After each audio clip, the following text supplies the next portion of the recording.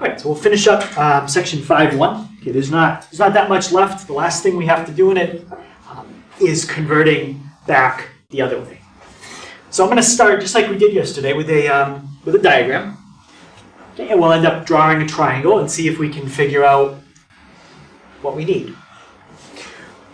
All right, so first thing I just want to remember is what you need to have if you have a point rectangular, and then what you need to have if it's in polar. For a point rectangular, what are the two things that they give you? Yep. X and Y. They give you X and Y. So if it's in rectangular, those are the two things you would know. What about if you want to get it in polar? What are the two things you need there? The radius and the angle. Radius and the angle.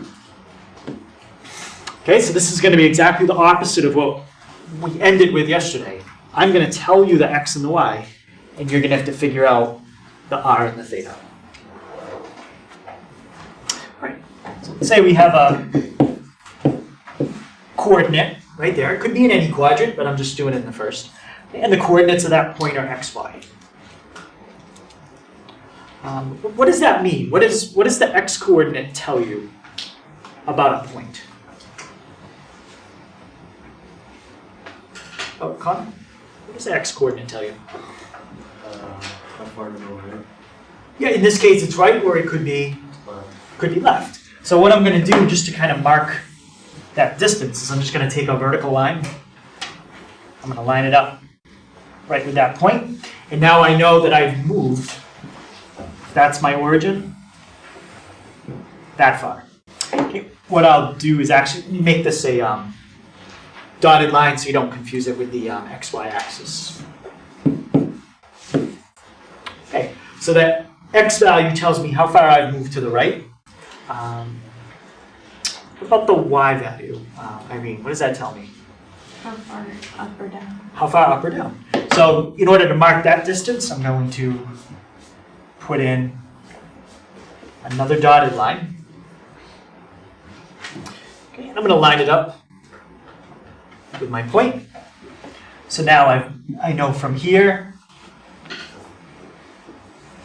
I've gone that far up. So those two lines that I drew represent the X and the Y distance. So X is how far I moved to the right. In this case, Y is how far I moved up.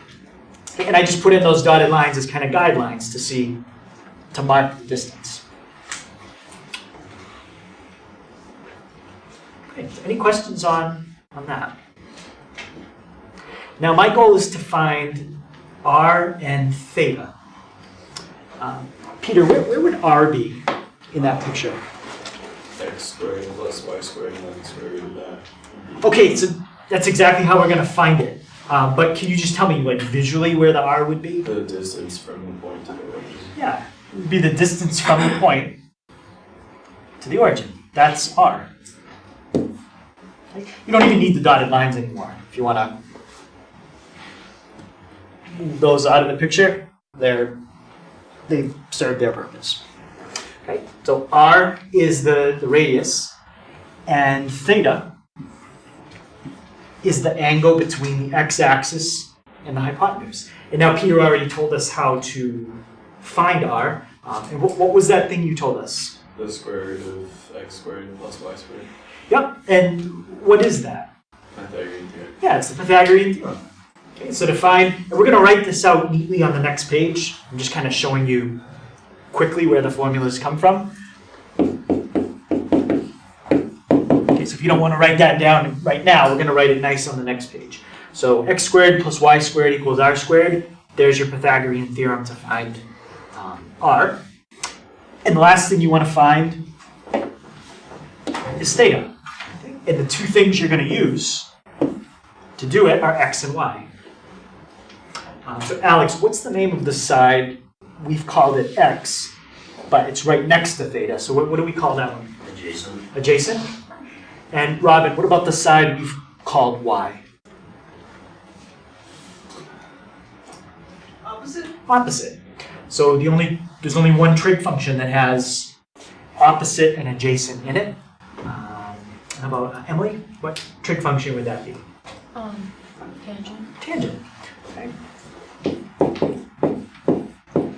Again, I'm going to write this nicely on the next page. I'm just showing you right now where the formula I'm going to write down comes from. So the tangent equals opposite over adjacent. Now the only problem with that one is we don't want the tangent of theta, we want theta. So what would you have to do in that equation to get theta by itself? Yep. Take the inverse tangent, both sides. Exactly. You take the inverse tangent of both sides. When you do it on the left, the tangent is gone, and then you also have to do it on the right. Okay, so for what I'm about to write down, that's basically where your formula for the angle comes from, using inverse tangent to find the angle in that triangle.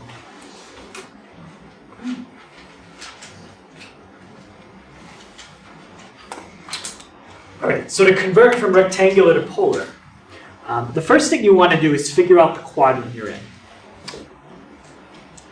Because when you find theta, and you're going to use the formula I just showed you, inverse tangent y over x, that formula works fine as long as your angle is in quadrant 1 or 4. That's those two.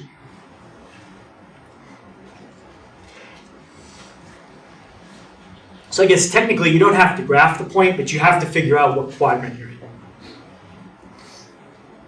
Now the reason inverse tangent, the way we've written the formula using inverse tangent, the reason it only works in quadrants 1 and 4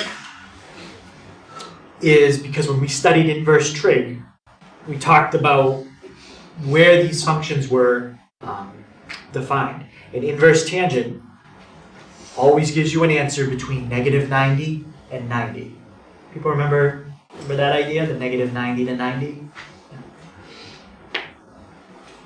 So like sine was -90 to 90 including them. Cosine was 0 to 180 including. And inverse tangent was -90 to 90, but not including the -90 or the 90. So here's -90. Here's positive 90. Inverse tangent can only give you an answer between those two numbers. Without an adjustment, there's no possible way you would ever get an answer in quadrants 2 or 3 using that formula. Okay? So that formula works fine for quadrants 1 and 4. If you're in quadrants 2 or 3, what you have to do is add pi to your answer. Or if you're doing it in degrees, add 180.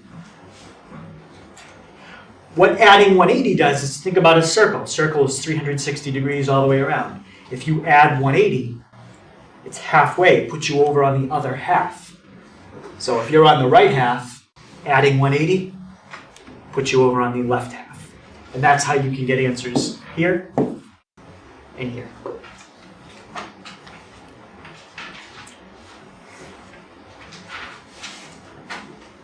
Okay, so you always use inverse tangent y over x. But if you're in quadrants 2 or 3, just make sure you add pi if you're doing it in radians, 180 if you're doing it in degrees. Now there's one more, actually this still doesn't cover everything. So this covers if your angle is in quadrants 1, 2, 3, or 4. Where else could your angle be? Besides quadrants 1, 2, 3, or 4. The y-axis. Yeah, it could be right on the axis. If you're on an axis, you just have to know the coordinate. Okay. If you're on the right part, it's 0. If you're straight up, 90. If you're left, it's 180. If you're down, it's 270. Okay, and it's easy to know if you're on an axis because when you're on an axis, your coordinate will always have what number in it? It'll always have a 0. Either the x will be 0 or the y will be 0.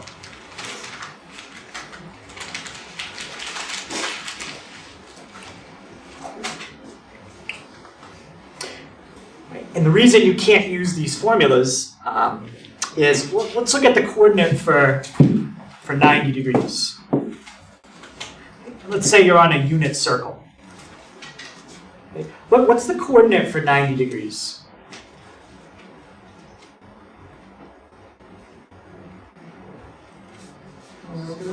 Yeah, it's 0, 1. Well, if the x value is 0, and you try to plug it into this fraction, are you allowed to do that?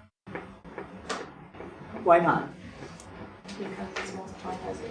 Or not multiplying, Not multiplying, divided. dividing, right? If x is 0, which the coordinate for 90 has a 0 in it, you try to plug it into your formula to find the angle, you're going to get an error. The formula doesn't work, okay? So when I write the formula only works in a quadrant, I mean, that's what I mean. You can't use it on an axis, okay? For an axis, you just have to know that. Okay, so that's the first step. Find theta and use the appropriate formula. And then the second step, actually, I guess the third step, is to find r. To find r, you just use the Pythagorean theorem. It doesn't matter what quadrant you're in. You always use the same formula. R squared equals x squared plus y squared.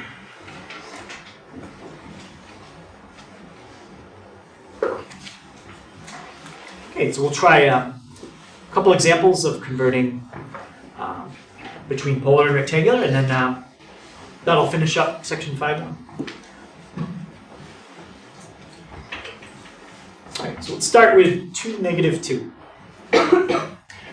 Technically, it doesn't matter what you find first. You have to find the radius, you have to find the angle. They're totally separate. You can do either one first. Okay, I usually do the angle first because I think that one involves a little more work because you got to make a decision about what formula to use. So how do we decide for the angle what formula to use? What do we have to know about our point?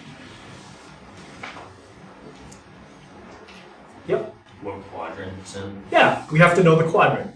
So let's graph that roughly and just figure out the quadrant. So Hager, what quadrant would that be in? Yeah, I'm going to go right 2, down 2. So it's somewhere in quadrant 4. Zach, what's my formula for theta if I'm in the 4th quadrant? The inverse tangent y over x. Yep. Do I have to add 180 to this? No. No, not in quadrant 4. So inverse tangent of y over x. And when I type that in, I'm really just taking the inverse tangent of what number? -1. So if you want to just type it in that way, that's fine. I'm going to change to degrees. Okay, I always do it in degrees. If they want an answer in radians, I will change it to radians by hand after. Okay, I'll show you why I don't do it in radians at first. Okay, so inverse tangent of -1, okay, I get -45 degrees. Now, if I wanted that in radians, all I have to do is take and multiply by pi and divide by 180. And I would get -pi/4. So either way, one answer is in degrees, one answer is in radians. You don't have to do both, just whatever the question asks for. But I didn't do it in radians for a good reason. Anybody know why I didn't do it in radians on the calculator?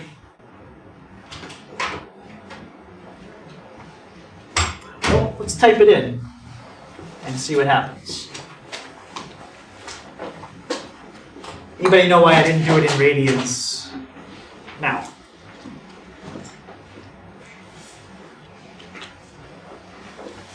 Yeah? That gets you outside your quadrant. Well, it still gives me the same answer. What you see on the screen there, that -pi/4 are the same thing. But how many people recognize -0.785398164 as -pi/4? Does anyone recognize that? That's the point. If you do it in radians, you're just going to get some decimal, but you're going to have no idea what it really is. Okay? If you do it in degrees and convert it to radians yourself, you'll know exactly what it is. It's negative pi divided by 4. Okay? But even me looking at that decimal, I probably wouldn't have known it was negative pi over 4 unless I converted it myself by hand. Okay? So that's why I always do it in degrees. And then if I need to change it, I change it myself. Because the calculator is not going to give you negative pi over 4. Okay. All right, so there's our angle. Since we have degrees and radians, I'll show you different ways you can write the answer, kind of like we did yesterday. There's multiple ways to write it. All right, so the next thing is we're going to find our radius. Matt, how do I find my radius? What formula do I basically use? R squared equals x squared plus y squared. Yeah, and what is that? Pythagorean theorem. Yeah, it's just a Pythagorean theorem. You're just finding the hypotenuse in a triangle like that. So he said r squared equals, we have x squared plus y squared. So if I simplify that, how about, Rudy, what's 2 squared? 4. And negative 2 squared? Yep. So we add them up, we get r squared equals 8.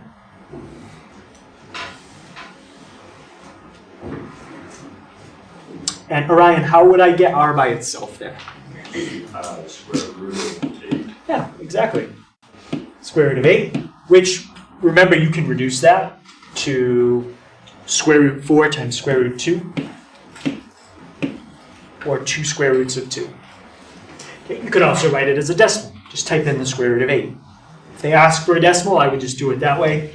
If they want it exact, you're going to see it reduced like that.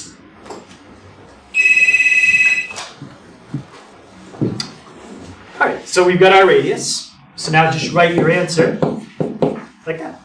Okay. I'll do it in degrees first. So r, comma, negative 45.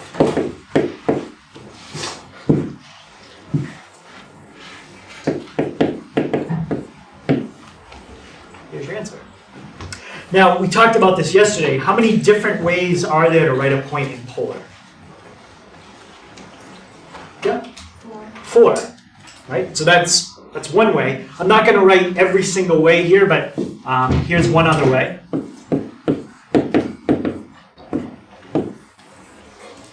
That time I did it with a positive radius, positive angle. I could do it with a negative radius and a negative angle. That'd be a third way. Or I could do it with a negative radius, positive angle. That would be a fourth way. And for every one of those 4 ways, you could do them all in degrees, or you could do them all in radians. Degrees and radians doesn't really count as different ways of doing it. You're just changing your units. Okay?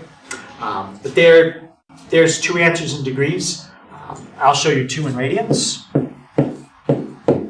So 2 square roots of 2, negative pi over 4. Okay, that would be doing it in radians. Or 2 square roots of 2. If you don't know what 315 is, what I would do to figure it out is, I know it's a multiple of 45. I just have to figure out what multiple of 45. So 315 divided by 45, it's 7. It's 7 times 45. So it's 7 pi over 4. Or you can multiply by pi, divide by 180, you're going to get exactly the same thing. That's just a shortcut to do it in your head quicker. Okay. So those are all correct. Just different ways of writing the same answer. Any questions on that? All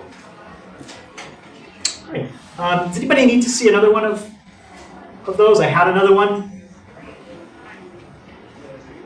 Okay. Well, maybe what we'll do is just we'll just find the angle, because this one's a little different. Okay, the radius would be exactly the same. what's going to be different about finding the angle this time?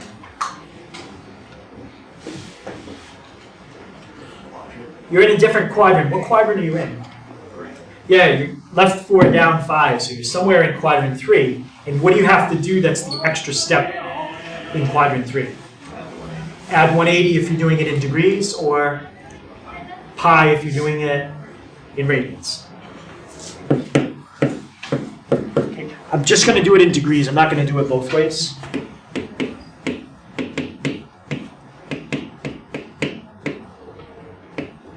Okay, so it's the 180 plus the inverse tangent of, you could just type it in as 4/5, because the negatives cancel. Inverse tangent of y over x. So, negative 5/4. Okay, but still, just type it in as positive 5/4.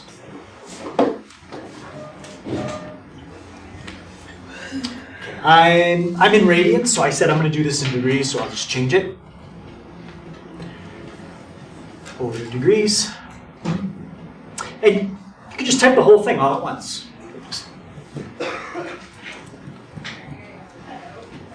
Okay, 1.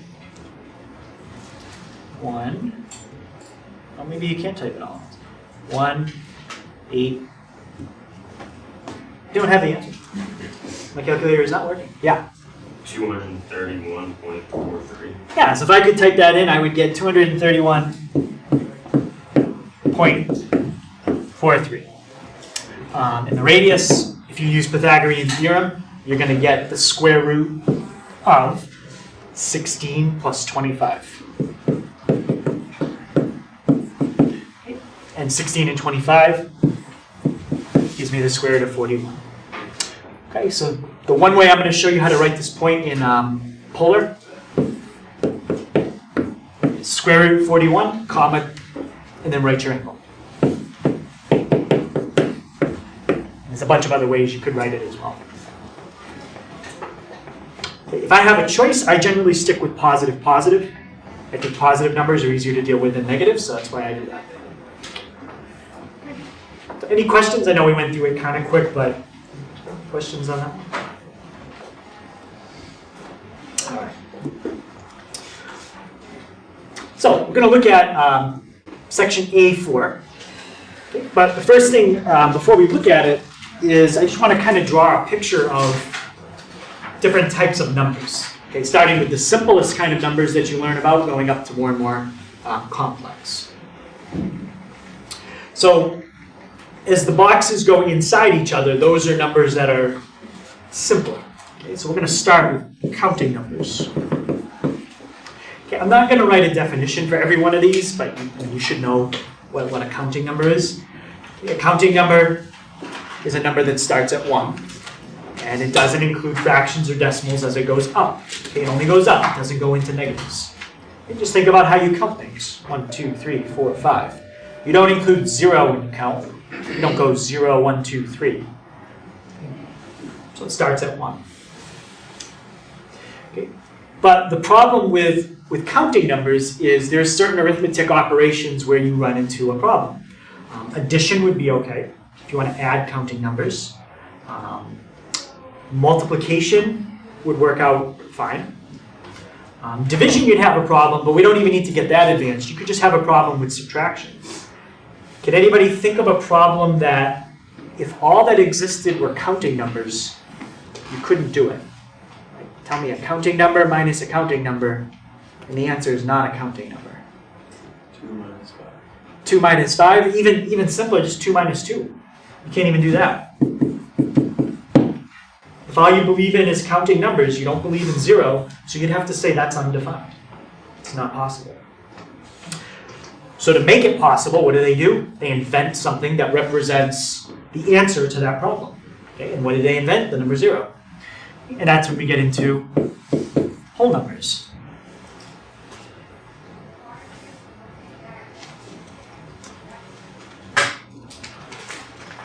And if you're sticking to pretty simple tasks, like all you're doing is counting objects, or maybe you have a bunch of objects on the table and somebody takes some objects away from you and you want to know how many you have left, You can pretty much do that with whole numbers.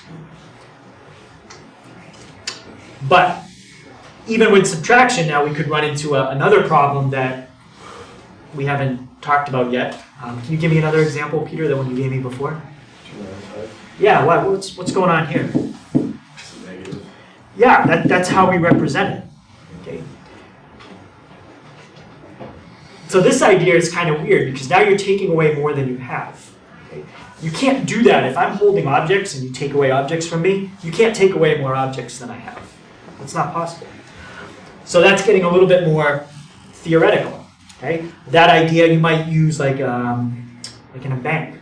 You know, if you think about when you borrow money, you're borrowing money you don't have, right? So that's why it's like you're in debt. You can think of debt as a negative. So in order to represent that, they invent a new kind of number with that little symbol in front. That's a negative. And does anybody know what that number set is called?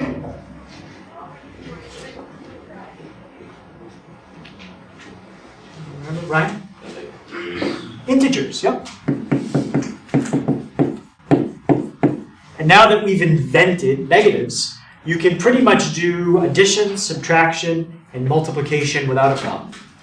Okay. You could multiply any two integers, guarantee the answer is an integer. You could subtract two integers, you'll get an integer. But what operation could we have a problem with?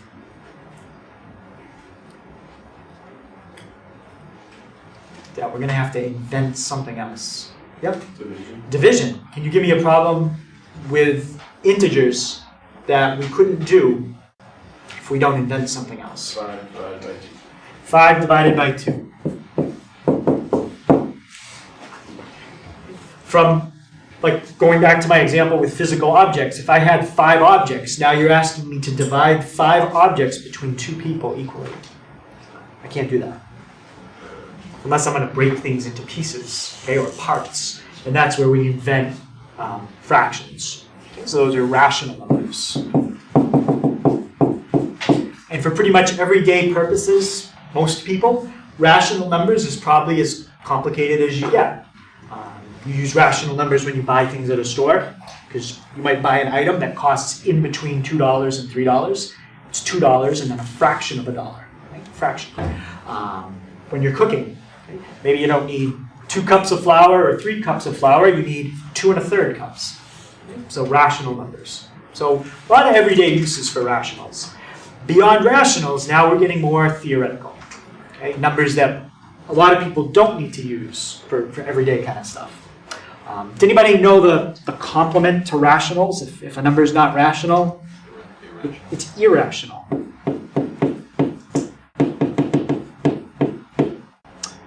And for a while, people didn't even believe that that kind of number could exist. How could it ever be possible that you have a number that never ends? They didn't understand that idea. A number that never ends and there's no pattern to it. Okay? Certainly like 1/3, if you divide that out, it never ends, but there's a pattern to it. It just keeps repeating. Well, we know that certain numbers, as far as we know, pi is irrational. It's a number that it has no end and there's no pattern to it. Other numbers that are irrational are square roots. Okay? If I asked you to find 2 numbers that multiply together to give you 9 that are the same, what would you say? 3 times 3. Now if I asked you to find 2 numbers that are the same and multiply to give you 5, well, there's no answer to that question anywhere that I just circled. You cannot find 2 numbers that would multiply together to give you 5. Even fractions. You could get close. You get like 4.99999, but you're not going to find 2 numbers that multiply to give you 5 in the rational set of numbers. So that's where we invent irrationals. And now if you take all those and put them together, your real numbers are all the irrational and irrational numbers put together. But even with all of those numbers, there's still problems where we can't do, where we have to invent something if you want to do the answer. Something like that, the square root of -4. So to find the square root of -4, you have to multiply together two numbers that are the same. Same number, same sign. If you do a positive times a positive, what do you get? Positive. It's not negative. So let's try the other option. What's a negative times a negative? That's also positive. So to answer a question like that, that is impossible if all you understand is real numbers. You can't answer that question. And if I put that in like Algebra 1, they would write no solution, which for their level of what they understand, I guess that's correct. But it's not that there's no solution, it's just that at that level, somebody might not understand what to invent, so there is a solution. Just like all of these problems. We invented zero, we invented negatives, we invented fractions, we invent something to answer the question. And those are imaginaries.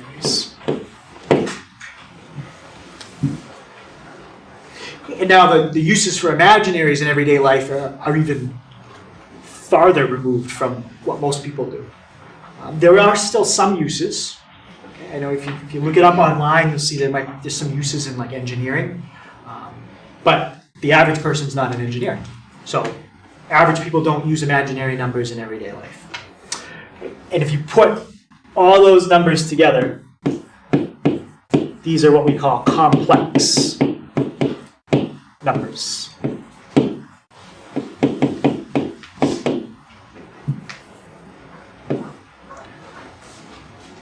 So every single number you've ever studied in math so far has been a complex number.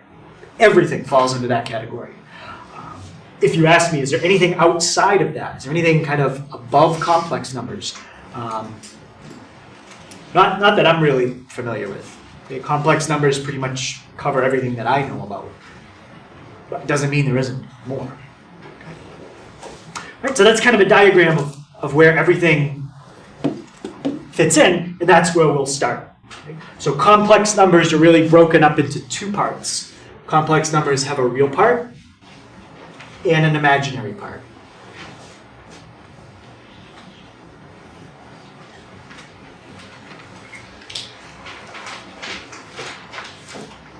And the way you represent a complex number is you always write down the real part first and the imaginary part second. So there's an example of a complex number, 2 plus 3i. So in that problem, if I asked you what the real part is, you would say 2. The imaginary part is 3. The I is just there to tell you what's next to it is imaginary. So I is kind of the thing that we've invented, just like all the other things I mentioned.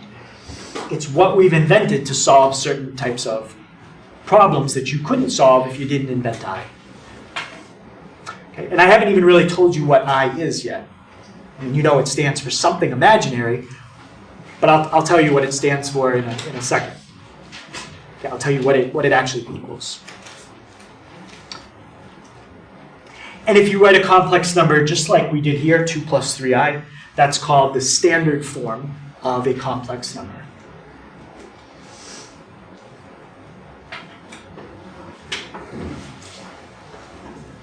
And that's generally how you always want to write a complex answer, standard form.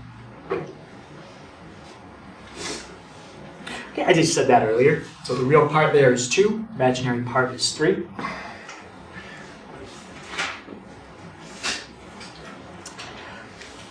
But it is possible for a number to be missing one of those two parts. For example, if a number doesn't have a real part, let's say you did something like this. 0 plus 3i. 0 plus 3i is really just what? What do you think you could shorten that to? Just 3i. So if you had something like that, that's called a pure imaginary number. It has no real part. It just has an imaginary part. Okay, even in like 2nd grade, okay, when you learn about numbers, like when you write the number 2, that's a complex number. It's just, at that point, they don't understand that. Okay? There's no imaginary part. So that's kind of the opposite of what I just did up above. Okay, up above is a pure imaginary number. Down here, we could just say that that's just a pure real number. The imaginary part is 0.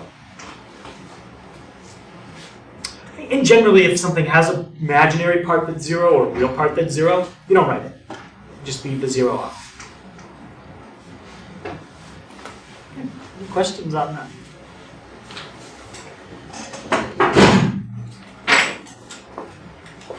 Right, so the next thing is what it means for two complex numbers to be equal to each other.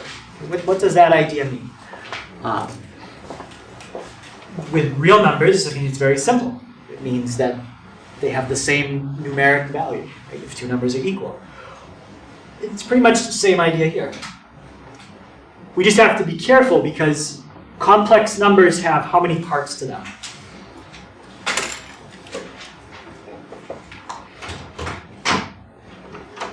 Oh, Rob, how many parts do a complex number have?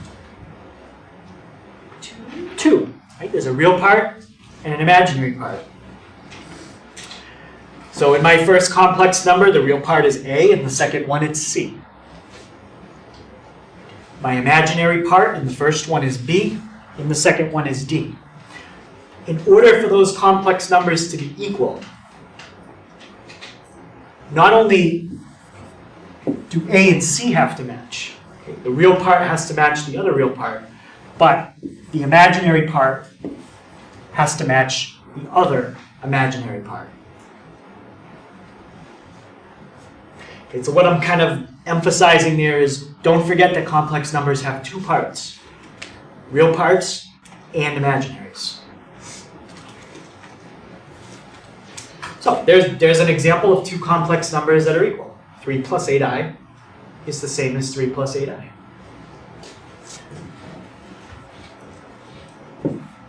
If I did something like that, well, part of the numbers are equal, the real parts match, but the imaginary parts don't. Those are not equal. Even though part of them is, the whole thing has to be. So any question on that idea?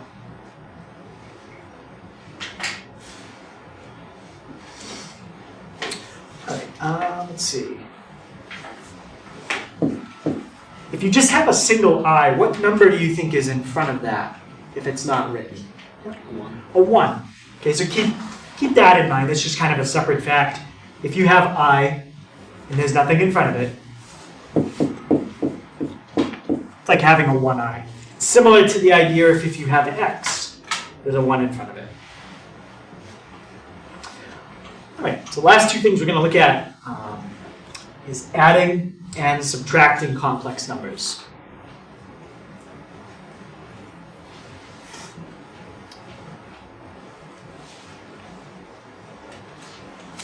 And to do that, I just have to kind of explain something first. What is that? What did I just write on the board? Pi. What is that symbol though? Function. Not a function. Where does it come from?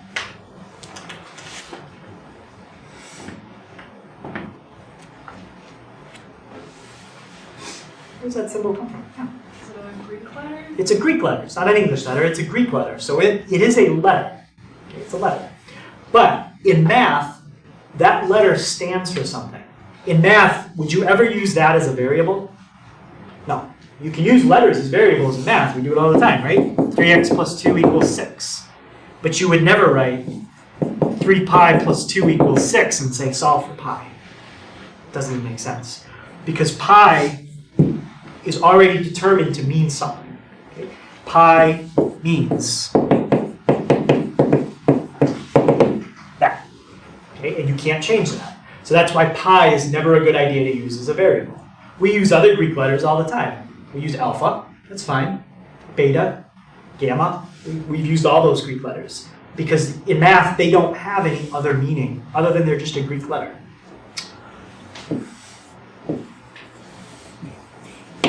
What's that? It's an I. Where does it come from? English. It's an English letter. Right? It's an English letter. It's part of the English alphabet. But I, just like pi, stands for something. In math, I stands for the square root of -1. So we never use I as a variable. Yes, it's an English letter, but in math it already means something else. Okay? And that's what I'm trying to explain. So I, yes, it is an English letter, but not in math. In math it stands for something. So you don't treat it like a variable. You never use I as a variable in math. Maybe somebody in Algebra 1 would, because they don't know that I means something else, but now that we know that, you would never want to use it as a variable. So it's kind of like pi in that sense. So any question on that?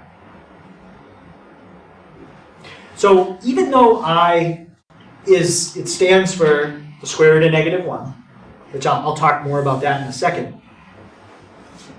Let's look at something that just has 2 letters in it. What's x plus x? You get if you add that up. 2x. You get 2x. Now, I just said to you that I is not a variable. But what do you think you would get if you did I plus I?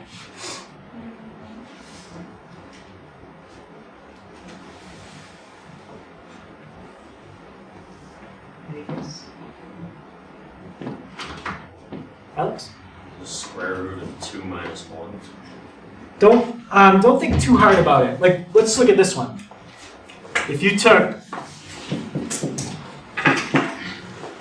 triangle plus triangle, what do you get? Kim? 2 triangle. You get 2 of whatever you had before. If you had one of them and you added another one, now you have 2 of them, of whatever them is. So what do you think you would get if you did I plus I? 2i. You get 2i. So even though I stands for something, okay, even though I is how can I explain it? It stands for something. We don't use it as a variable.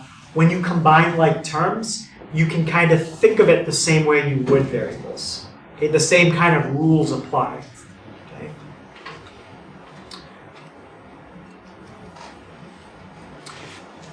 So when we have something like that has a real part and an imaginary part, the way you're going to add them up is you're going to take the real part and add it to the real part. You've been doing stuff like that since first grade.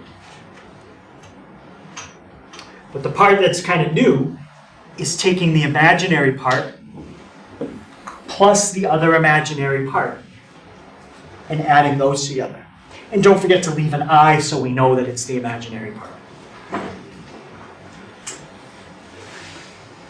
Okay, so even though I is not a variable, when you combine like terms, you can kind of think of it using the same rules you would for variables.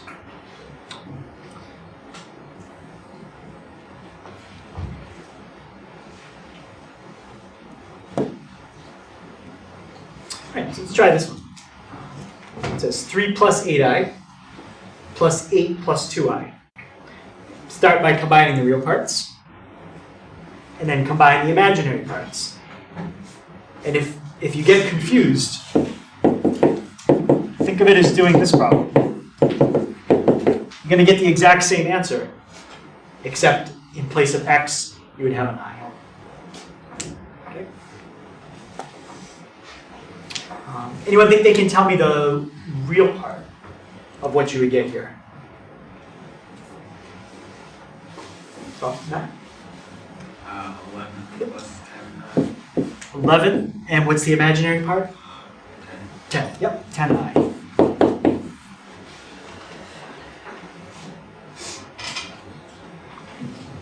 Any questions on that? Did we combine any variables in that problem?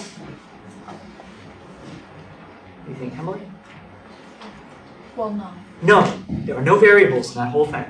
Only numbers. 3's a number, 8's a number, i's a number. Okay, all numbers. All right, let's try this one. 4 minus 2i plus 3 minus 8i. Connor, what would I get if I combine the real parts? 7. Yep, I get 7.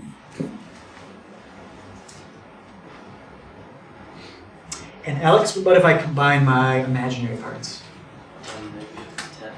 Yep, we get a negative 10, put the I next to it, so we know it's imaginary.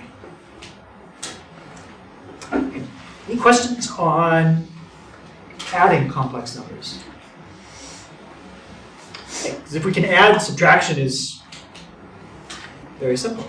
The only difference with subtraction is you're going to subtract the real part and subtract the imaginary part.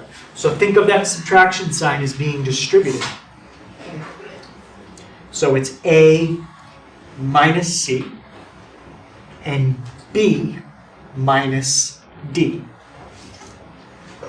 And then put the I next to the B minus D so we know it's imaginary.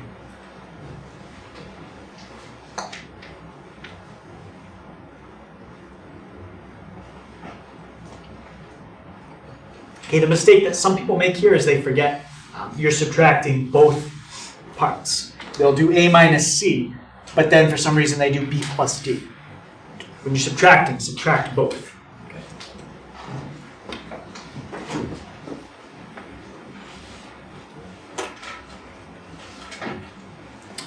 All right, so we'll try 4 plus 12i minus 3 plus 4i. Now, I guess you could have a subtraction problem where you don't subtract both if it was written like this. By writing it that way, what property did I just eliminate from the problem?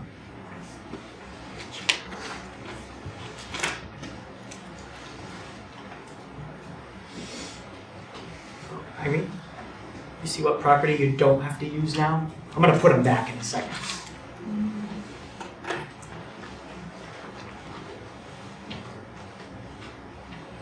So that, you have to use a certain property. That you don't. Distribution. Yeah, you don't use distributive. If you don't have parentheses, you're not distributing the negative. So if you just remember that when you have a negative, you have to distribute. Hopefully you'll get that right. Okay, so Connor, what would be my, what would be my real part here? 1. Yeah, 1. So 4 minus 3 gives me 1. And then Connor, what about my imaginary part? 8i. 8i. 12i minus 4i. Perfect. Try one more. 3 minus 5i minus 8 minus 6i, and then the 8 minus 6i is in parentheses. Paige, what would I get for my real part when I do that? You would get 5. Careful.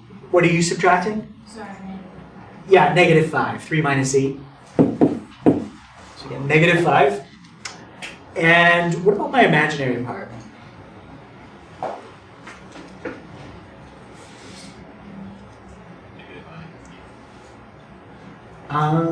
Not negative I. Think of it as it's like negative 5 minus negative 6. Yep. Would that be just positive I, or is it negative 11i? Well, what would you get if you did that? Forget about the i's. You get 1. So we're going to get the same thing here. 1 I. Okay, so that's 1 I. Do I have to write the 1? No, I can just put plus I. So you follow all the same rules. If you subtract a negative, it becomes a positive. None of that stuff changes. Okay, but that's actually a good question because we can't assume that all the rules you know from arithmetic still work, but they do. All right, so I told you earlier that we define I to be the square root of negative 1. Anybody know why? discussing? Why does I equal the square root of negative 1? Yep. So then we can get negative square root answers. Okay, so it allows us to find negative square root of answers, but that's just something it allows us to do. It still doesn't answer why that. Kind of a trick question. There is no reason why. It's a definition. It's the same reason if you ask me, why do parallel lines never meet? They just don't. They just don't. It's just a fact. That's a basic fact in geometry. You can't prove why that's true. Okay. Same thing here. I equals the square root of negative 1. Why? It was invented to be that way. You can't prove why. But if you start with that and you believe that fact, then you can figure out other things based off of it. Just like if you believe that two parallel lines never cross, you can figure out other things in geometry.